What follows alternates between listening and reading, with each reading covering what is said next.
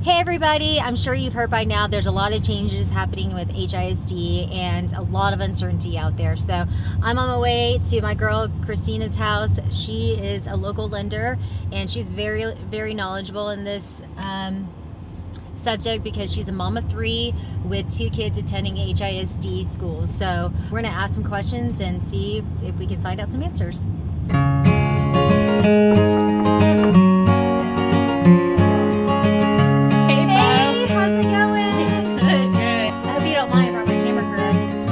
Luckily, I am somewhat put together today, so you guys are welcome to come in. Well, awesome. Thanks for having us. Of course.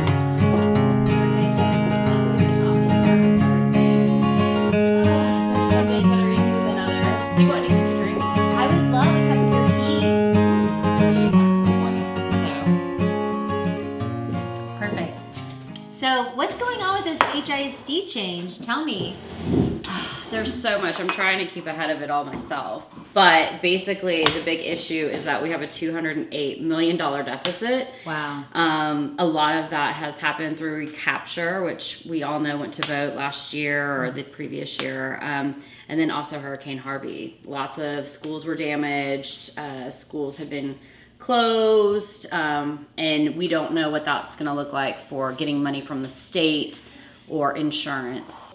Can you tell me and everybody else, what exactly does it mean for HISD? They're going to have to make some deep cuts. And some of the things that are on the table to reduce expenses are administration cuts, reduction of teachers, reducing magnet programs and their funding, and transportation, and also very seriously making about 15 different schools either charter schools or on watch to be charter schools. Mm-hmm. So, and potential school closures. Wow. So what are some problems you're hearing from other parents and other people from HISD?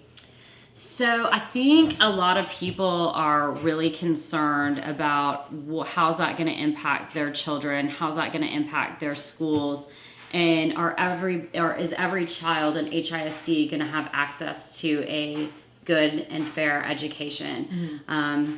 With schools closing, that's a big question mark, and with programs that have been adequately funded no longer being funded, mm-hmm. what's that going to look like? So I think a lot of people are panicked because there's not enough information out.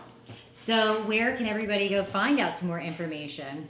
Well, I think that we're going to put together some information. Mm-hmm. It will be Twitter handles, email addresses to board trustees, political officials. Definitely Mayor Turner is a good option because I know he wants to draw in businesses and make this city as vibrant as possible. And with a education system that may be suffering, that's going to be hard to do.